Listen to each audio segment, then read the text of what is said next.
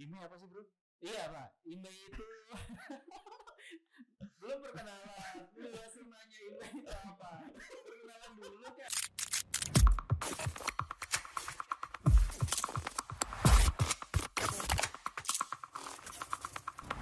Oke, assalamualaikum warahmatullahi wabarakatuh. Jumpa lagi dengan kita di Bea Cukai Kediri Podcast. Edisi kali ini kita akan membicarakan masalah peregistrasi IMEI. IMEI apa sih? IMEI itu kalau teman-teman semua tuh punya perangkat elektronik yang berbasis seluler, ya kan? Tentunya tuh pasti nggak asing lah ya tentang IMEI itu apa. Nah, di Bea Cukai Kediri tuh ada namanya registrasi IMEI. Tentunya buat teman-teman semua yang membawa perangkat seluler dari luar negeri masuk Indonesia. Nah, pada kali ini saya mendatangkan seorang narasumber, ya kan, narasumber yang dulunya bekas di Humas Bea Cukai Kediri, ya. Namanya Mas Saprianto. Ya betul kan, Mas Saprianto ya? Iya betul. Nah, silakan biar lebih jelas ngomong langsung saya. Nama siapa? Iya, perkenalkan ya, saya Saprianto. Saya sekarang di kantor Bea Cukai Kediri. Halo. Tetap di bagian humas ya kalau nggak salah. Iya, karena kan kata kepala kantor ya. Jadi semua pegawai Bea Cukai adalah humas. Jadi Ya kan? semuanya dari meskipun itu dari rendah sampai tinggi itu tetap aja humas Bea Cukai Kediri ya. Iya loh Pak, karena kan kita merepresentasikan Bea Cukai ke masyarakat. Iya betul. Cukup perkenalan cukup ya Mas ya. Iya, Jadi masyarakat tuh ingin tahu IMEI itu apa sih Mas? IMEI itu? Oke, jadi IMEI itu adalah kode unik. Kalau misalnya manusia itu punya KTP itu ada NIK-nya. Nah, kalau telepon seluler, komputer genggam, tablet itu ada IMEI-nya. Jadi IMEI itu adalah kode unik yang merupakan identitas dari perangkat seluler tersebut. Kayak Semua gitu, Pak. perangkat seluler pasti ada IMEI. Semua perangkat seluler pasti ada IMEI-nya. Biar gak dianggap tuh penduduk ilegal. Iya betul lah. Jadi semua yang legal perangkat seluler IMEI-nya itu sudah terdaftar. Nah, sekarang kan mulai dari tahun 2020 ya, kalau ada perangkat elektronik yang berbasis seluler dari luar negeri menuju masuk Indonesia itu non aktif otomatis, benar? Otomatis Pak, otomatis. Jadi semua handphone yang dari luar negeri nih diperoleh kalau misalnya kita jalan-jalan ke luar negeri, terus kita beli handphone misalnya ke Singapura kan banyak. Biasanya orang-orang tuh zaman dulu jalan-jalan ke Singapura pulang-pulang bawa iPhone gitu ya Pak ya. Iya banyak kan ya. Iya, Nah, banyak. sekarang itu wajib diregistrasi IMEI-nya, karena kalau nggak diregistrasi dulu IMEI-nya, nah handphone itu nggak dapat sinyal, nggak dapat jaringan di dalam negeri, mati Pak, nggak dapat sinyal operator, bisa dalam dipakai negeri sama sekali. Ya kalau untuk dia koneksi menggunakan WiFi sih masih bisa, tapi nggak bisa pakai kartu perdana gitu loh Pak. Itu latar belakangnya apa sih kok ada peraturan seperti itu? Jadi latar belakangnya kan untuk handphone yang produksi di dalam negeri, misalnya handphone iPhone atau Samsung lah ya, yang ada pabriknya di dalam negeri, Samsung ya. Itu kenapa ya? Kalau iPhone kan nggak ada pabriknya ya di Indonesia. Kalau Samsung udah jelas itu pasti masukan impor ya. Kalau handphone diproduksi dari dalam negeri kan dia itu sudah bayar pajak ya Pak, pajak ke industrinya, ke Kementerian Perindustrian, itu dia sudah membayar pajak. Nah, sedangkan handphone yang perolehan dari luar negeri atau yang belinya di luar negeri itu kan belum bayar pajak di Indonesia. Selisihnya berapa sih beli di luar negeri sama dalam negeri itu? Ya kalau selisihnya kurang tahu ya Pak ya. Karena mereka tuh lebih minat beli dari luar negeri gitu loh. Wah, itu mungkin kalau dengar-dengar dari orang-orang yang ngomong sih katanya sih lebih murah, tapi nggak tahu juga sih, karena kan dari luar negeri masuk ke Indonesia juga bayar bea masuk sama pajak impor ya. Tapi ujung-ujungnya kan sama aja ya Pak ya, harganya sama. Tapi mungkin lebih apa ya? Gengsi lebih gengsi kali ya kalau handphone beli di luar gengsi dari luar negeri. Jadi itu dinonaktifkan begitu masuk Indonesia gitu. Iya, otomatis nonaktif Pak. Jadi masuk ke Indonesia, operator seluler itu dia udah nggak dapat menangkap sinyal ke handphone tersebut Pak. Atau ada informasi sebelumnya gitu, perangkat Anda belum terdaftar IMEI-nya jadi akan dinonaktifkan gitu, nggak ada ya?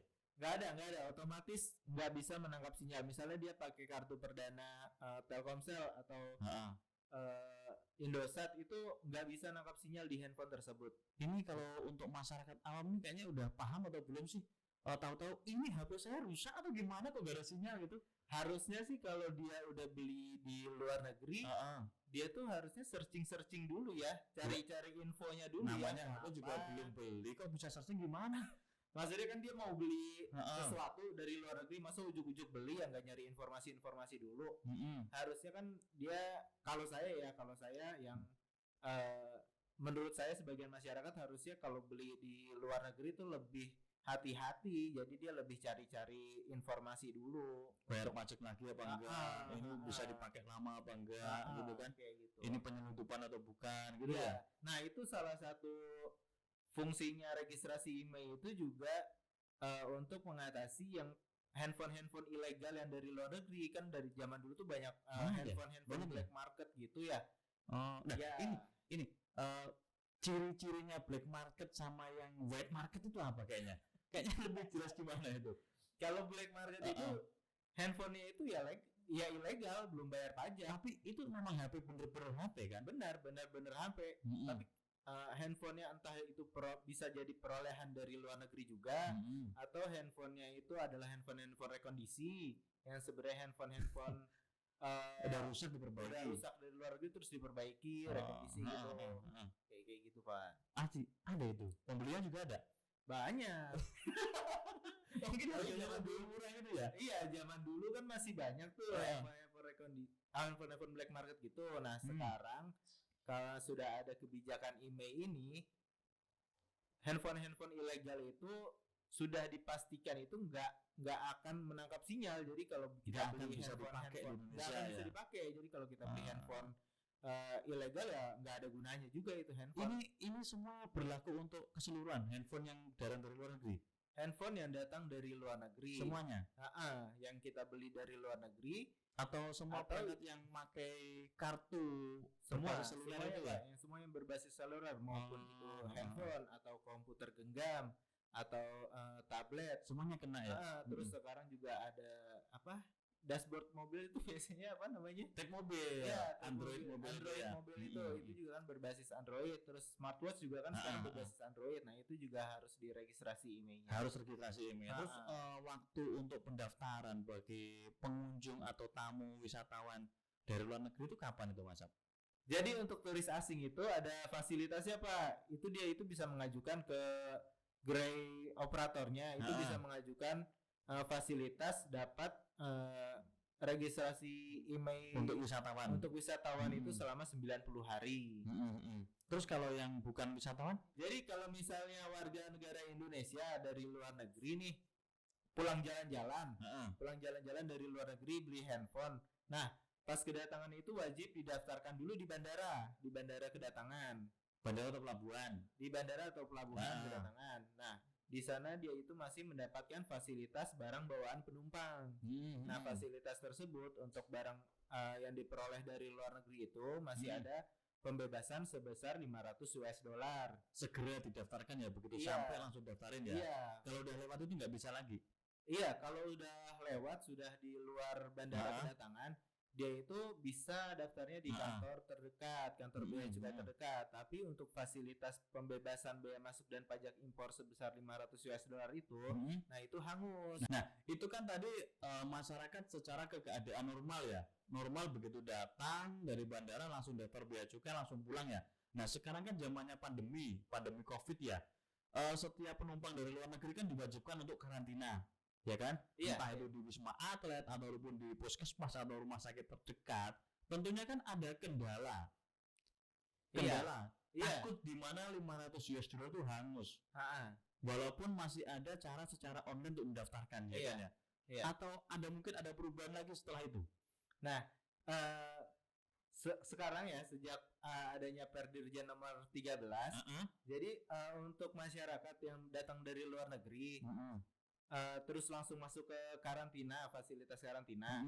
Nah, setelah keluar dari karantina, 5 hari setelah keluar dari karantina itu bisa mendaftarkan di kantor bea cukai terdekat. Sejak keluar dari karantina. Nah, itu dengan membawa surat keterangan karantina gitu ya. Surat keterangan sudah melakukan karantina. Nah, itu masih mendapatkan fasilitas Pembebasan bea masuk dan pajak impor sebesar $500. Nggak usah takut lagi akan kehilangan fasilitas $500 apabila membawa syarat 1 lembar telah menyatakan setelah selesai di karantina. Iya, 5 hari ya, 5 hari setelah sejak keluar dari karantina. Ya, 5 hari sejak keluar dari karantina. Nah, kalau sudah lewat dari 5 hari, nggak dapat lagi.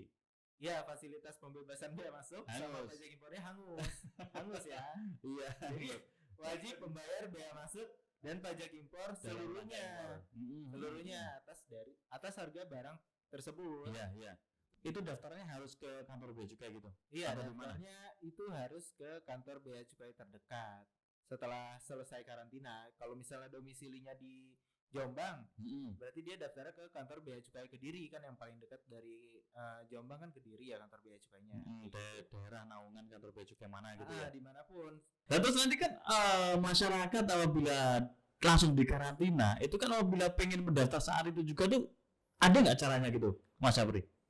Jadi untuk registrasinya itu bisa melalui aplikasi namanya itu Mobile Bea Cukai. Itu bisa di-download di Google Play Store atau bisa juga mengunjungi website beacukai.go.id. Di situ ada fasilitas registrasi email, itu bisa dicari di website beacukai.go.id. Itu bisa diisi formnya. Itu isi nomor emailnya, terus waktu kedatangan saat tiba di bandara, terus isian nomor paspor atau NIK ya. Terus di situ juga diisi harga handphonenya. Nah, terus setelah selesai mengisi form tersebut nanti akan keluar QR code atau barcode.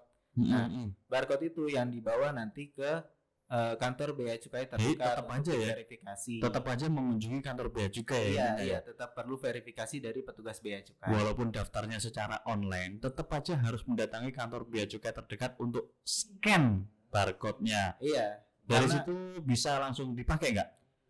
Nah, misalnya sudah diverifikasi sama petugas bea cukai dengan tadi membawa barcode tadi ya. Iya. Terus nanti kan keluar billing ya, ada billingnya. Di situ si penumpang itu atau yang mempunyai handphone tersebut itu harus membayar bea masuk dan pajak impornya dulu. Apabila terlambat lewat dari 5 hari tadi tuh. Dia itu perlu bayar bea masuk sama pajak impornya dulu kalau misalnya terlambat. Nah, kalau misalnya masih mendapatkan fasilitas pembebasan bea masuk, nah itu dihitung lagi harga handphonenya berapa. Karena kan nanti selisihnya kalau misalnya harga handphonenya $700 kan pembebasannya cuma 500. Nah, $200 itu tetap bayar bea masuk sama pajak impor. Jadi kalau dihitung-hitung sama aja ya, beli dari dalam negeri atau luar negeri, dengan di luar negeri itu harga murah, masuk Indonesia dengan ada lagi bayar pajaknya masuk, sama aja hitung-hitung ya. Ya, sebenarnya sih itu kan prinsipnya untuk keadilan ya Pak ya. Jadi di dalam negeri bayar pajak, handphone yang perolehan dari luar negeri wajib bayar pajak juga ya. Jadi gitu. Sama aja sih sebenarnya. Nah, kalau misalnya kita nih ke luar negeri terus beli di dalam negeri, terus kita bawa keluar, masuk lagi daftar lagi nggak? Gimana Pak? Kita dari Indonesia nih ya, mau keluar misalnya ke Singapura itu kan, terus masuk lagi. Terus HP yang kita bawa tadi didaftarin lagi nggak emailnya itu? Ya enggak dong Pak, kan udah terdaftar di Kementerian Perindustrian. Ya saya kira semua HP yang masuk, entah itu beli dari dalam negeri atau dari luar, itu semua harus registrasi, enggak ya, betul ya? Iya, kalau sudah terregistrasi sekali ya udah terdaftar di Kementerian Perindustrian. Udah. Jadi begitu pemohon tadi sudah bayar pajaknya dalam rangka impor, apa saat itu juga tuh HP bisa langsung dipakai gitu? Jadi kalau misalnya si penumpang itu sudah bayar bea masuk sama pajak impornya, nah itu maksimal 2 kali 24 jam itu handphone itu sudah aktif, sudah bisa menerima sinyal operator dalam negeri. Nah, kalau misalnya lewat dari 2 kali 24 jam masih belum aktif juga, penumpang itu bisa hubungi ke nomor 159. Itu nomornya siapa, Bro? Call centernya Kominfo yang call center mengaktifkan. Nanti di sana bisa dibantu lah ya sama Kementerian Informatika itu ya. Iya dibantu. Gitu.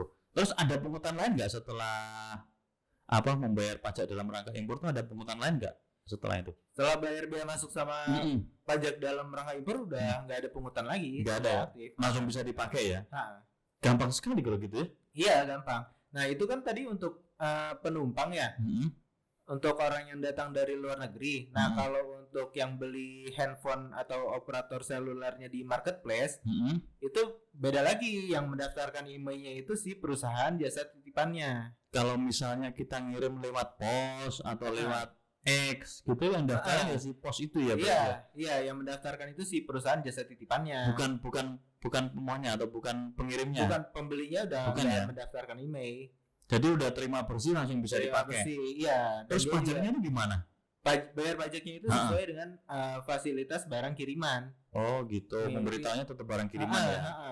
Bayar pajaknya sesuai impor barang kiriman. Jadi cara-caranya mereka teman-teman kita untuk mendaftar email itu apa saja Mas Bro? Mas Sapri ya. Kalau di kantor Bea Cukai Kediri harus bawa apa kalau gitu. untuk verifikasi QR code-nya, kalau misalnya tadi udah mengisi form di mobile Bea Cukai, itu si penumpang itu wajib membawa paspor asli. Terus membawa tiket penerbangan, tiket perjalanan itu pun asli. Kan nggak tentu terbang, ada yang berlayar, mungkin ada lewat bis gitu kan. Terus handphonenya juga dibawa. Oh iya. Kalau nggak dibawa gimana mau bisa didaftarin ya? Iya. Nah, itu terus apa lagi? Surat karantina juga perlu kayaknya ya? Surat karantina juga perlu kalau belum lewat dari 5 hari ya. Terus pendaftaran tadi ada batas harinya nggak tuh?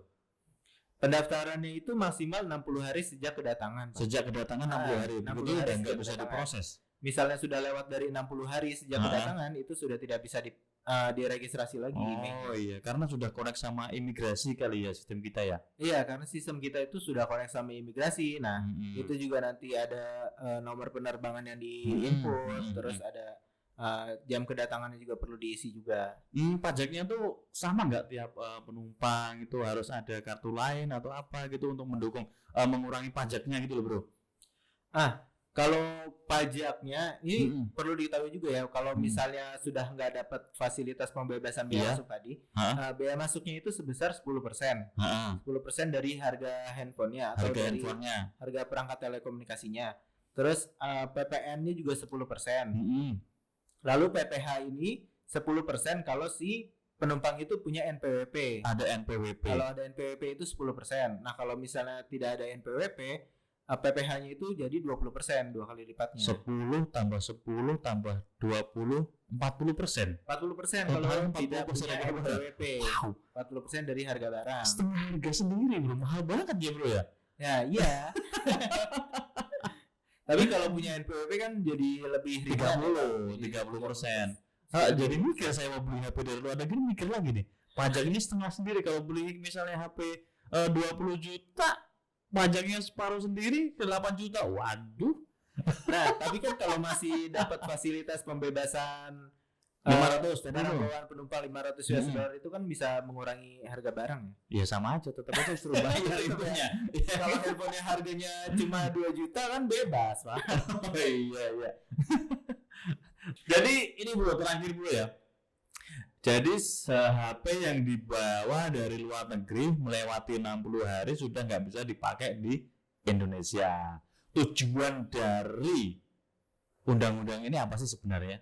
Ya, jadi tujuan dari diwajibkannya untuk registrasi IMEI itu yang pertama itu memperlakukan keadilan yang sama antara industri dalam negeri untuk handphone-handphone yang dibuat di dalam negeri sama yang handphone yang berasal dari luar negeri. Jadi disamakan, sama-sama kena pajak gitulah intinya. Jadi intinya sama harganya lah totalnya ya. Dan selain itu ya juga memberantas handphone ilegal tadi, Pak. Kayak gitu. Jadi itu teman-teman Sobat Bea Cukai Kediri dimanapun ada berada, bahwa teman-teman semua itu wajib daftarkan nomor emailnya ya. Begitu masuk dari luar negeri masuk ke Indonesia, silahkan mampir ke kantor Bea Cukai di bandara atau pelabuhan kedatangan akan mendapatkan fasilitas pembebasan barang bawaan penumpang 500 US dollar. Nah, kalau sudah lewat itu yang penting ada surat karantina ke kantor Bea Cukai terdekat, nggak boleh lewat dari 5 hari. Iya. Kalau sudah lewat dari 5 hari fasilitasnya hangus ya. Jadi wajib membayar biaya masuk sama pajak dalam rangka impornya untuk harga seluruhnya dari handphonenya. Sudah nggak dapat lagi ya? Nggak dapat. Oke, harus bayar penuh. Jangan lupa mendaftarkan perangkat seluler Anda di kantor bea cukai di bandara ataupun di pelabuhan. Dan ikuti protokol kesehatan, ikut karantina. Setelah itu dapat suratnya, daftar di kantor bea cukai Kediri, $500 pembebasan. Oke, terima kasih Mas Bro Sabrianto atas informasi mengenai pendaftaran IMEI. Dan semoga yang nonton kali ini tahu daftar IMEI itu begini, syaratnya masuk ke Indonesia itu begini. Oh, daftar dulu IMEI-nya biar langsung dipakai di sana, biar nggak kaget loh sinyalnya kok hilang gitu kan. Langsung daftar aja di kantor bea cukai dimanapun kedatangannya. Gratis kok, nggak dipungut biaya kan ya? Nggak dipungut biaya Pak, tapi bayar biaya masuk sama pajak dalam rangka impornya tadi. Beda. Biaya pendaftaran sama pembayaran pajak dalam rangka impor beda. Iya. Ya kan? Iya. Jadi ikuti terus channel kami, segala informasi tentang bea cukai itu pasti ada dan seru tentunya. Oke, terima kasih Mas Saprianto atas informasinya. Salam sehat. Jumpa lagi di lain kesempatan.